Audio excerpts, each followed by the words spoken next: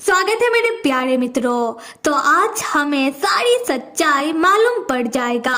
हमें पता चल जाएगा कि आखिरकार सच है क्या। तो फिर चलो चेस और रूल की कहानी को आगे बढ़ाया जाए और शुरुआत होती है। चेस को अपनी सारी याददाश्त धीरे धीरे कट के याद आ रहा होता है। चेस अपनी यादों में देखता है कि रूल बहुत ही एक्साइटेड होकर चेस को मोडिटेट के बारे में बताता है। चेस पूछता है कि मोडिटेट ये कितना अजीब सा नाम है, इस नाम का मीनिंग क्या है। हाँ, रूल हंसते हुए कहता है कि कोई भी मीनिंग नहीं है, असल में तो मोडिटेट मेरे पसंदीदा गाने का नाम है, तो मैंने मेरे डिवाइस का नाम भी गाने के नाम से ही रख दिया है। फिर रूल कहता है कि मोडिटेट एक डिवाइस से ज्यादा एक मशीन है।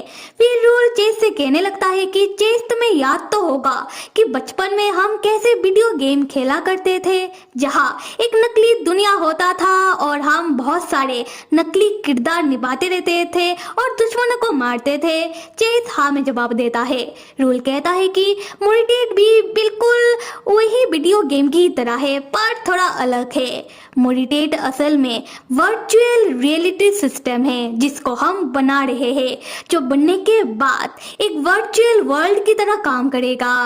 अगर कोई प्लेयर इस फंक्शन को इस्तेमाल करता है तो वो हकीकत को भूल जाएगा कि असल में वो एक सिस्टम, एक मशीन को इस्तेमाल कर रहा है और हम इस वर्चुअल वर्ल्ड को बिल्कुल रियल वर्ल्ड की तरह ही डिजाइन कर रहे हैं। तो हम प्लेयर के दिमाग से भी खेल पाएंगे। हम उसे एक ऐसी दुनिया दिखाएंगे जो रियलिटी से बिल्कुल अलग होगा और उसके यादों से रियलिटी मिट जाएगा और उसे वही वर्चुअल दुनिया रियल लगने लगेगा। और ये सब बताते हुए रूल के मुंह में एक क्रीपी सा स्माइल होता है और दूसरी तरफ हम चेस को देखते हैं, उसे ये सारी चीजें थोड़ा उटपटांग सा लग रहा होता है। चेस रूल से कहता है कि रूल तुम्हें समझ में भी आ रहा है कि तुम कह क्या रहे हो। रूल एक शैतानी हंसी हंसता हुआ कहता है कि हाँ।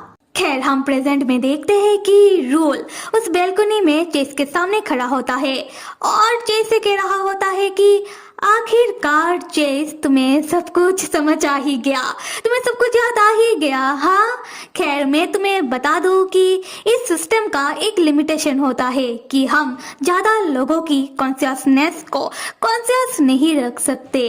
अगर क्रिएटर खुद भी इस वर्चुअल वर्ल्ड में आता है तो वो भी धीरे धीरे करके वर्चुअल वर्ल्ड और रियल वर्ल्ड की बीच की बाउंड्री को भूलने लगेगा और उसे याद दिलाने के लिए बाहर जो भी सिस्टम को चला रहा है, मतलब कि क्रिएटर का जो भी साथी वगैरह होगा, उसे क्रिएटर को बार बार हर एक पल याद दिलाते रहना होगा कि क्रिएटर भी इस वर्चुअल वर्ल्ड के अंदर है। रूल कहता है कि जब भी किसी ना किसी तरीके से रूल को लगने लगता था कि वो वर्चुअल और रियल वर्ल्ड की बाउंड्री को भूल रहा है, तब रूल अपनी हथेली को स्मोक से जला दिया करता था और जब रूल को दर्द का एहसास नहीं होता था तब रूल को समझ आता था कि वो अभी भी वर्चुअल वर्ल्ड के अंदर ही है और इस तरीके से उसका कॉन्शियसनेस भी कॉन्शियस रहता था।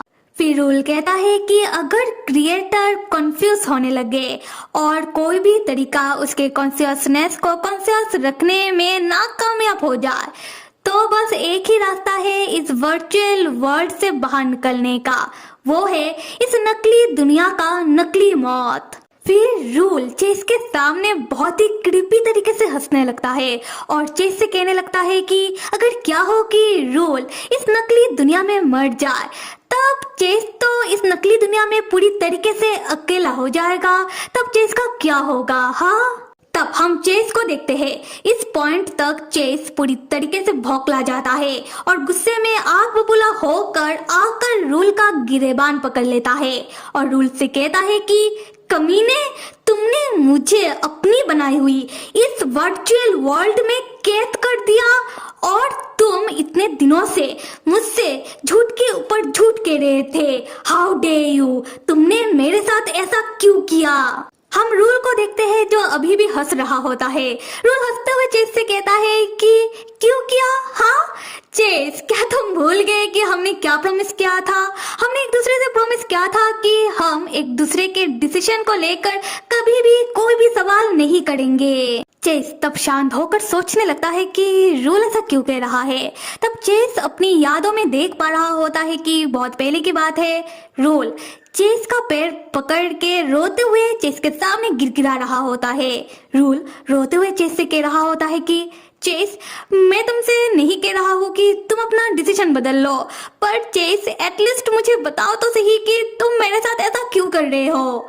चेस तब बहुत ही रूडली अपना पैर हटाता है और रूल से कहता है कि तुम्हें बताकर क्या फायदा, तुम क्या उखाड़ लोगे। हाँ देखो, मुझे जो डिसीजन लेना था वो मैं ले चुका हूँ और अभी तुम्हारी मर्जी, तुम्हें अगर मानना है तो मानो, मत मानना है तो मत मानो, मुझे घंटा फर्क नहीं पड़ता।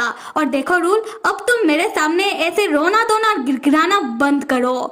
मैं जो भी कर रहा हूँ तुम्हारे वजह से ही मुझे करना पड़ रहा है, तो अभी तुम दफा हो यहाँ से। फिर चेस को याद आ रहा होता है कि कैसे पहले रूल बहुत ही प्यार से चेस का हाथ पकड़ के चेस से कहता था कि मैं इस दुनिया में बस तुम्हारे लिए ही तो आया हूँ, मेरा अस्तित्व तुमसे ही तो है। फिर रूल चेस से कहता है कि रूल चेस का डॉगी बनने के लिए भी तैयार है, एक ऐसा डॉगी जो कभी भी अपने मालिक को नहीं काटेगा। रूल कहता है कि रूल कभी भी चेस को किसी भी बात का दोष नहीं देगा और ना ही चेस से किसी भी चीज को लेकर सवाल या जवाब पूछेगा। रूल हमेशा चेस की हर एक डिसीजन में चेस का साथ देगा। रूल बस चेस से एक ही चीज चाहता है कि रूल मरते दम तक चेस से प्यार करता रहे। फिर रूल बहुत ही क्रीपी हुए में चेस से पूछता है कि चेस, अब तो तुम खुश हो ना? यहाँ पर ये बंदा थोड़ा साइको लग रहा होता है। खैर प्रेजेंट में अब चेस को ये बात समझ में आ रहा होता है। चेस तब अपनी घिन बड़ी निगाहों से रूल की ओर देखता है। रूल तब बहुत ही तेजी से चेस की ओर बढ़ता है और कुछ सोचने और समझने से पहले ही चेस को उठाकर बैल्कनी से नीचे खाई में फेंक देता है और खुद भी रूल बैल्कनी से जंप मारने के लिए रेडी होता है। चेस जैसे ही खाई में गिरता है, चारों ओर बस उसका ही खून होता है। चेस की आंखें तब धीरे धीरे करके बंद होने लगती है। चेस तब बस अपनी कांपती हुई आवाज में रूल का नाम लेता है कि रूल चेस्टर, और जैसे ही चेस की आंखें वर्चुअल वर्ल्ड में बंद होती है और अगले ही सीन में हम देखते हैं कि चेस की आंखें डायरेक्ट जाकर रियल वर्ल्ड में खुलती है। जब चेस की आंखें रियल वर्ल्ड में खुल रहा होता है तब चेस को एक रिकॉर्डिंग सुनाई देने लगता है जो चेस का ही आवाज होता है, जहां पर चेस कह रहा होता है कि मैं चेस ब्राउन परिवार और ब्राउन कंपनी का एक लौता उत्तराधिकारी, जहां पर चेस अनाउंस कर रहा होता है कि चेस मोरिटेट प्रोजेक्ट को बंद कर रहा है और मोरिटेट से रिलेट जितने भी फाइल रिलीज हुए हैं चेस उन सब फाइल को डिस्ट्रॉय कर रहा है और मोरिटेट का बस एक ओरिजिनल डाटा चेस अपने ब्राउन कंपनी में अपने पास रख रहा है, जिसको चेस कभी भी किसी को भी नहीं देगा और ना ही कभी भी पब्लिक होने देगा। तब चेस मोरिटेट को हमेशा के लिए बंद करने का ऐलान कर देता है और साथ में वो रिकॉर्डर प्ले होना भी तब बंद हो जाता है। खैर जैसे ही चेस रियल वर्ल्ड में पूरी तरीके से जाग जाता है, चेस अपने आंखों के सामने रियल वर्ल्ड की रोजली, वही झल्ली सी रोजली जो अब बिल्कुल भी झल्ली नहीं लग रही थी, रोजली को देखकर चौंक जाता है। खैर हम रोजली को देखते हैं जिसने बहुत ही अलग सा मॉडर्न तरीके का ड्रेस पहना हुआ होता है। रोजली तब चेस से कहती है कि गुड मॉर्निंग मिस्टर चेस, क्या आपने मुझे पहचाना?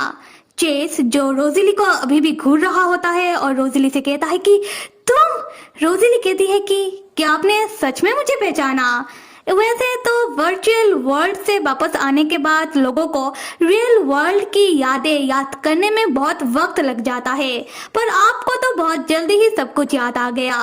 कमाल की बात है नहीं? खैर यहाँ पर हम चेस को देखते हैं जो बिस्तर में लेटा हुआ होता है और उठकर बैठता है। तब एक मशीन से दो वायर जो चेस के गर्दन से दो प्लग से कनेक्टेड होता है। और यही असली मोरिटेट है। खैर, तब चेस के सर में बहुत दर्द होने लगता है। ये देखकर रोजली कहती है कि मिस्टर चेस, आप यही रुको, मैं आपके लिए पेन किलर लेकर आती हूँ। चेस तब अपना सर पकड़ के मनी मन खुद से कह रहा होता है कि मैं चेस ब्राउन और अब मैं हकीकत में वापस आ चुका हूँ। उसके बाद चेस बहुत ही गुस्से में वो जो मोरिटेट का प्लग चेस के गर्दन में लगा हुआ होता है उस प्लग को खींचकर अपने गर्दन से बाहर निकालता है और जमीन में पटक देता है। अच्छा, तो अब समझ में आया मित्र। यहाँ पर सॉल्व होता है चेस का mystery of memory loss. Chase का याददाश्त कैसे गया था? असल में चेस का याददाश्त कभी भी गया ही नहीं था। असली बात तो यह था कि रूल ने चेस को अपनी बनाई हुई वर्चुअल वर्ल्ड में कैद कर दिया था। मतलब कि सिर्फ चेस के दिमाग को, चेस का शरीर तो रियल वर्ल्ड में ही था। और फर्स्ट भाग से लेकर हमने इतना तक जो जो चीजें देखा वो सब बस एक छलावा था, वो सब सच नहीं था। और मैं तो यही कहूंगी कि रूल ने चेस को अच्छा खासा बेवकूफ बनाया और साथ में हमें भी। और इस बारे में आप लोग क्या कहना चाहते हो कमेंट में जरूर बताओ। और अभी हम फिर से कहानी में वापस आते हैं और यहाँ से सीन शिफ्ट होता है और हमें रूल की बचपन का एक छोटा सा फ्लैशबैक दिखाया जा रहा है। और फ्लैशबैक है इसलिए ब्लैक एंड व्हाइट होगा। खैर, हम देखते हैं कि रूल के डैड बहुत ही बेरहमी से रूल के मॉम को पीट रहे होते हैं और छोटा सा नन्हा सा रूल दूर खड़े होकर यह सब देख रहा होता है और अपने मन में सोच रहा होता है कि रूल को तो रूल की मॉम ने जन्म दिया है, तो फिर रूल के डैड ऐसा क्यों कह रहे हैं कि रूल का खून गंदा है।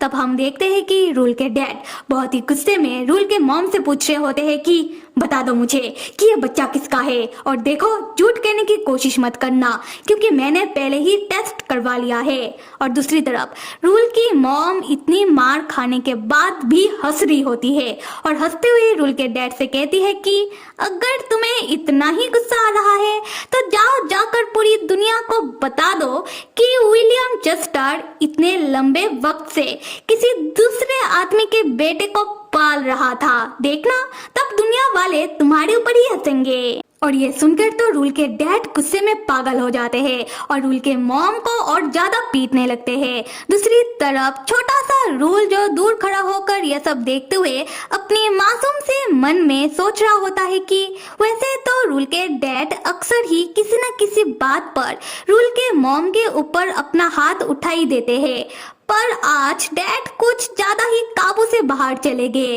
और मॉम भी ना पता नहीं क्यों हमेशा डैड को उकसाती रहती है। अब तो यह सब मेरे लिए कुछ नया नहीं है। ये सोचने के बाद छोटा सा रूल अपने कमरे में जाकर अपने टेडी बियर के साथ सोने की कोशिश करने लगता है, पर उसे नींद नहीं आ रहा होता और उसके मासूम से दिमाग में बस यही बात चल रहा होता है कि रूल के डैड का बेटा नहीं है। और रूल के डैड को अब ये बात पता चल गया है। अब तो पक्का रूल के डैड रूल को और रूल के मॉम को घर से बाहर फेंक देंगे। अब शायद रूल और रूल के मॉम को फुटपाथ में रहना होगा। रूल को ना ही खाने को खाना मिलेगा और ना ही सोने को बिस्तर। और ये सब सोचते हुए मासूम सा रूल अपने कमरे से बाहर लिविंग एरिया में आकर टहलने लगता है। तब रूल के डैड रूल को देख लेते हैं और रूल को अपने पास बुलाते हैं। रूल, इधर आओ। रूल तब घबराते हुए अपने डैड के पास आता है। रूल के डैड रूल से पूछने लगते हैं कि रूल, मैंने तुम्हें कितनी बार बताया है कि रात के 10 बजने से पहले तुम जाकर अपने कमरे में सो जाना, तो तुम बाहर क्यों टहल रहे हो। तब छोटा सा रूल अपने भोलेपन में अपने डैड से पूछ लेता है कि डैड, क्या मॉम ने आपको धोखा दिया है? क्या अभी डैड रूल को और रूल के मॉम को घर से बाहर फेंक देंगे? ये सुनकर पहले तो रूल के डैड रूल को अजीब नजरों से घूरने लगते हैं, फिर वो रूल को अपने गले से लगा लेते हैं और एक क्रीपी सा स्माइल देते हुए बहुत ही अजीब तरीके से रूल से कहते हैं कि हाय मेरा मासूम सा बच्चा, लगता है कि तुमने कोई बुरा ख्वाब देख लिया है। अगर तुम्हारी मॉम मुझे धोखा देती तो तुम्हें पता है ना कि तुम्हारे डैड कैसे है, वो तुम्हारे मॉम के साथ क्या करते। खैर, तुम ऐसे फालतू की बातें अब मत सोचो, ठीक है ना, और जाओ जाकर सो जाओ। रूल तब हाँ में जवाब देता है और अपने मन ही मन सोचने लगता है कि मैं छोटा बच्चा हूँ पर कोई बेवकूफ नहीं। मुझे पता है कि इस चीज का कोई ना कोई भुगतान तो मुझे देना ही होगा। खैर, यहाँ से हम फ्लैशबैक से बाहर आते हैं जहाँ हम प्रेजेंट में देखते हैं कि रूल भी अब धीरे धीरे करके अपना आंखें खोल रहा होता है और रूल भी रियल वर्ल्ड में जाग जाता है। तब रूल देखता है कि चेस गुस्से में अपने गर्दन से उस मोरिटेट के प्लग को निकाल कर जमीन में फेंक रहा होता है। ये देखकर रूल कहता है कि अरे रे चेस, ये तुम क्या कर रहे हो? ऐसे जबरदस्ती प्लग को तुम्हें निकालना नहीं चाहिए था क्योंकि ये प्लग तुम्हारे नर्व से अटैच है। ऐसा करोगे तो तुम्हें ही दर्द होगा। उसके बाद रूल बहुत ही आराम से अपने गर्दन से मोरिटेट के प्लग को बाहर निकालता है और चेस से कहता है कि चेस, मोरिटेट मैंने सिर्फ तुम्हारे लिए बनाया था क्योंकि मुझे पता है कि मेरे प्रीशियस यंग मास्टर को कितना डर लगता है कि दुनिया वालों को तुम्हारे जेनेटिक बीमारी के बारे में पता ना चल जाए कि थोड़ा सा कट भी तुम्हारे लिए जानलेवा हो सकता है। और क्या पता कि जानने की इच्छा में दुनिया वालों को तुम्हारे परिवार का बैकग्राउंड भी पता चल जाए कि जो ब्राउन फैमिली हमेशा अपर क्लास और क्लासी होने का राग अलापती रहती है, उस ब्राउन परिवार में इंटरकास्ट मैरिज हुआ था, नहीं? तब हम चेस को देखते हैं, वो अपना हाथ अपने गर्दन में रखता है क्योंकि उसके गर्दन में बहुत ही तकलीफ हो रहा होता है। एक तो चेस ने इतनी जोर से उस प्लग को बाहर निकाला, ऊपर से उसका जेनेटिक बीमारी। खैर, चेस तब अपने मन ही मन सोच रहा होता है कि मोरिटेट वर्चुअल रियलिटी सिस्टम, जिसको ब्राउन कंपनी शायद कितने सालों से बनाने की कोशिश कर रही थी, जिसको बनाया किसने? मैंने तो नहीं, बल्कि इस लड़के ने। तब चेस को याद आता है कि उन दिनों जब चेस ने मोरिटेट को चेक किया था, तब चेस को पता चलता है कि मोरिटेट का कुछ साइड इफेक्ट होता है और तब मोरिटेट में बहुत सारे एरर थे। पर तब तक बहुत देर हो चुका था क्योंकि तब तक मोरिटेट को बहुत सारे फंड मिल चुके थे। तब चेस परेशान होकर सोचने लगता है कि अब क्या किया जाए। उसके बाद किसी तरीके से अचानक मोरिटेट के सारे फाइल वगैरह डिस्ट्रॉय हो जाते हैं और मोरिटेट प्रोजेक्ट को रोकना पड़ता है। उसके बाद चेस रूल की ओर देखता है और मन ही मन कहता है कि ये सब इस कम्युनी के वजह से हुआ है। तब चेस, जिसके पहले से ही सर में दर्द हो रहा था और अभी उसके गर्दन से भी खून आने लगता है, जिससे चेस का तबीयत धीरे धीरे करके बिगड़ने लगता है। चेस तब रूल से कह रहा होता है कि रूल, चेस स्टार, मेरे हम उम्र का लड़का, जीनियस माइंडेड। हाँ, तब चेस उस दिन को याद कर रहा होता है जब रूल चेस के जीवन में पहली बार आया था और यहाँ पर हमें चेस और रूल की पहली मुलाकात का फ्लैशबैक दिखाया जाता है। तब चेस के घर में चेस का 15 बर्थडे का पार्टी चल रहा होता है और रूल के डैड चेस से रूल को इंट्रोड्यूस करवा रहे होते हैं कि हेलो यंग मास्टर चेस, ये मेरा बेटा रूल है। ये बाकियों से थोड़ा अलग है, थोड़ा शर्मीला है, पर मैं आशा करता हूँ कि आप दोनों अच्छे दोस्त बनेंगे। तब जो चेस होता है वो रूल के डैड के सामने ही रूल का मजाक बनाने लगता है कि क्या ये आपका बेटा है, पर मुझे तो लगा था कि ये आपका बेटी है, दिखने में तो लड़कियों जैसा है। ये कहते हुए चेस वहां से चला जाता है और यहाँ से हम फ्लैशबैक से बाहर आते हैं जहाँ प्रेजेंट में रूल चेस के नजदीक आता है और चेस से कहता है कि चेस, तुम्हें जानना है ना कि मैंने तुम्हारे साथ ऐसा क्यों किया, क्यों मैंने तुम्हारे ऊपर मोरिटेट का इस्तेमाल किया, क्यों मैंने तुम्हें अनगिनत बुरे सपने दिखाए, क्यों मैंने तुम्हें मेरे ऊपर ही शक करने के लिए मजबूर कर दिया, क्यों मैंने तुम्हारे दिल में मेरे लिए सहानुभूति, दया जगाया, क्यों मैंने तुम्हारे दिल में मेरे लिए प्यार। ये कहते हुए रूल थम जाता है और एक अजीब मुस्कुराहट के साथ चेस से पूछता है कि हे चेस, क्या तुम मुझसे प्यार करने लगे थे? और ऐसा लग रहा था कि रूल का यह सवाल और उसकी इस मुस्कुराहट के पीछे उसका कोई दर्द हो। ऐसा लग रहा था कि रूल को लग रहा है कि सिर्फ रूल ही चेस से प्यार करता था और चेस ने कभी भी रूल से प्यार किया ही ना हो। खैर, हम कहानी में वापस आते हैं।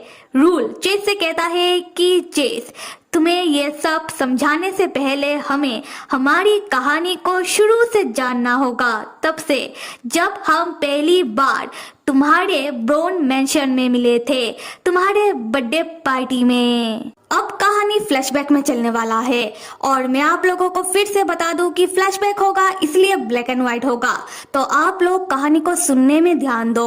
और अभी हमें चेस और रूल के बारे में शुरू से पता चलने वाला है। तो फिर फ्लैशबैक शुरू होता है रूल के घर से, जहां हम रूल की मॉम को देखते हैं। वो आईने के सामने बैठकर मेकअप कर रही होती है। असल में वो मेकअप से उसके पति जो उसको मारते हैं उन्हीं सारी घाव को छुपा रही होती है। खैर, उसके बाद रूल की मॉम रूल को अपने पास बुलाती है और अभी रूल 15 साल का हो चुका है, फिर भी वो बहुत ही छोटू सा और क्यूट सा लग रहा होता है। रूल की मॉम रूल को एक मोटी सी किताब पकड़ा कर कहती है कि इस किताब में ब्रोन परिवार और खास करके यंग मास्टर के बारे में छोटी सी छोटी डिटेल है कि उन्हें क्या पसंद है, उन्हें क्या नापसंद है। तुम्हें बस इस किताब को याद करना है, समझे? तब रूल पूछता है कि पर क्यों मॉम, और यंग मास्टर कौन है? रूल की मॉम बताती है कि प्रेसिडेंट और प्रेसिडेंट की वाइफ का एक लौता बेटा जिसको वो अपने जान से भी ज्यादा प्यार करते हैं, यंग मास्टर चेस, और वो अभी 15 साल के होने वाले हैं और उनके घर में उनका बर्थडे पार्टी है जहां पर हम जाने वाले हैं। और रूल, तुम्हारा काम ये है कि तुम्हें किसी भी हालत में यंग मास्टर चेस से दोस्ती करना है। तुम्हें उनके सामने अपना अच्छा इंप्रेशन डालना है, समझ गए? रूल हाँ में जवाब देता है और उस मोटी सी किताब को अपने हाथों में लिए मन ही मन कहता है कि अब रूल का भुगतान करने का समय आ गया है। फिर रूल उस मोटी सी किताब को लेकर अपने कमरे में आता है। फिर उस मोटी सी किताब को वो एक ही दिन में बिना खाए, बिना अपने कमरे से बाहर निकले, बिना सोए वो उस किताब को पूरी की पूरी याद कर लेता है। और इस चक्कर में रूल खुद को इतना ज्यादा प्रेशराइज कर लेता है कि उसके नाक से खून बहने लगता है, फिर भी रूल नहीं रुकता। खैर, तब रूल को उस मोटी सी किताब से ब्रोन परिवार और खास करके चेस के बारे में बहुत सारी बातें पता चलती है। रूल अपने मन में सोचने लगता है कि यंग मास्टर चेस, इस किताब में उनके पसंद से ज्यादा तो नापसंद के बारे में लिखा हुआ है। फिर रूल को पता चलता है कि चेस को किस तरीके का चाय पसंद है, चेस के लिए चाय कितनी टेम्परेचर में उबाला जाता है, उसके चाय में कितना चीनी डाला जाता है, कितना दूध डाला जाता है। और रूल को पता चलता है कि अगर चाय चेस के टेस्ट का ना बने तो चेस उस चाय को पीता ही नहीं है, उसके लिए दोबारा चाय बनाना पड़ता है। अब ब्राउन मैंशन में चेस के बर्थडे पार्टी का दिन आता है। सीन वही होता है जहां पर चेस रूल के डैड के सामने रूल का मजाक बनाकर जा रहा होता है। तब रूल को अपने डैड के खातिर रूल चेस के पीछे पीछे दौड़ता हुआ जाता है और चेस को रुकने के लिए कहता है। रूल तब बहुत ज्यादा घबरा रहा होता है क्योंकि पहले तो रूल पहली बार इस तरीके का कोई पार्टी अटेंड कर रहा है, ऊपर से रूल अपने मॉम डैड के प्रेशर में होता है। रूल तब अपने मन ही मन सोच रहा होता है कि रूल को किसी भी हाल में चेस से दोस्ती करना ही होगा, क्योंकि ये बस एक ही रास्ता है जिससे रूल के डैड रूल को और रूल के मॉम को घर से बाहर नहीं निकालेंगे। रूल तब चेस के सामने बहुत मुश्किलों से अपने घबराहट को काबू करते हुए बहुत मुश्किल से एक स्माइल करता हुआ वो चेस से कहता है कि hello nice to meet you young master Chase. Chase तब रूल को गौर से देखने लगता है और यहाँ पर मैं बता दूं कि तब चेस अपने उम्र से ज्यादा मिच्योर बिहेव करता था। खैर, रूल जिस तरीके से चेस के पीछे पीछे भागता हुआ आया और जिस तरीके से रूल अपनी घबराहट को काबू करने की कोशिश कर रहा है, ये देखकर चेस को बहुत मजा आ रहा था, क्योंकि चेस को तब रूल किसी छोटे से पप्पी की तरह लग रहा था। उसके बाद जो चेस होता है वो रूल को अपने साथ अपने गार्डन में लेकर आता है, जहां पर एक नौकरानी चेस और रूल को चाय सर्व करने लगती है। तब रूल चेस के सामने अपना अच्छा इंप्रेशन बनाने के लिए वो चेस के सामने मिच्योर होने का नाटक करने लगता है और उस नौकरानी को इंस्ट्रक्शन देने लगता है। उस नौकरानी से कहने लगता है कि क्या तुमने चाय को इतनी टेम्परेचर में उबाला, क्या तुमने चाय में इतना चीनी डाला, क्या इतना दूध डाला, क्योंकि यह मास्टर चेस को ऐसी ही चाय पसंद है। चेस जो होता है वो रूल की इन हरकतों को गौर से देखने लगता है। फिर वो जोर जोर से हंसते हुए रूल से कहता है कि अच्छा, तो क्या तुमने उस मोटी सी मैनुअल किताब को पूरी याद कर ली? ये सुनते ही रूल बहुत ज्यादा घबरा जाता है, इतना कि वो घबराहट के मारे कांप रहा होता है। रूल तब मन ही मन सोच रहा होता है कि क्या यंग मास्टर चेस को उस किताब के बारे में पता चल गया? अगर अब यंग मास्टर चेस ने रूल से दोस्ती नहीं किया तो शायद रूल के डैड अभी रूल को और रूल के मॉम को घर से बाहर निकाल देंगे और रूल को तब फुटपाथ में रहना पड़ेगा। ये सोचकर रूल तब बहुत ज्यादा डरने लगता है और चेस के सामने हकलाते हुए कहता है कि ये यंग मामा मास्टर चेस आप जैसा समझ रहे हो वो वैसा नहीं है।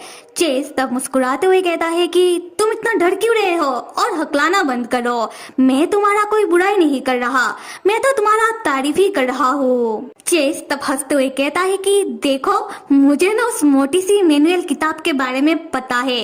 अक्सर जब लोगों को मेरे ब्राउन परिवार से कोई काम हो तो लोग उस मोटी सी मैनुअल किताब को पढ़कर आकर हमें इम्प्रेस करने की कोशिश करते हैं। ये सुनकर रूल तब और घबरा रहा होता है। चेस रूल से कहता है कि देखो, मैं तुम्हारी बातों से ही समझ गया कि तुमने उस मोटी सी मैनुअल किताब को पूरी तरीके से याद कर लिया है, क्योंकि अक्सर लोग उस मोटी सी किताब को पूरा याद नहीं कर पाते हैं। इसलिए मैं तुम्हारा तारीफ ही कर रहा हूँ, तो तुम इतना घबरा क्यों रहे हो? यहाँ पर जो चेस होता है वो मुस्कुराते हुए रूल से कहता है कि देखो, अगर तुम इसलिए घबरा रहे हो क्योंकि शायद अभी मैं तुम्हें अपना दोस्त ना बनाऊं, तो ऐसा नहीं है। पता है क्यों? क्योंकि तुम बहुत ही सुंदर हो और साथ में तुम्हारा ये सुनहरा बाल जो मुझे पसंद आ गया है, इसलिए मैं तुम्हें अपना दोस्त बना रहा हूँ। और ये सुनकर तो रूल खुश हो जाता है कि चेस ने उसे अपना दोस्त बना लिया है। और यहाँ पर जो रूल होता है वो इस चीज को किसी मिशन की तरह ले रहा होता है। रूल तब मन ही मन सोचने लगता है कि रूल को सिर्फ चेस का दोस्त ही नहीं बनना, रूल को चेस का बेस्ट फ्रेंड बनना है, तभी रूल के मॉम डैड रूल से खुश होंगे। खैर, दूसरी तरफ चेस जो रूल से पूछता है कि हे, क्या तुम फिर से तुम्हारा नाम मुझे बताओगे? रूल थोड़ा हकलाते हुए कहता है कि रूल।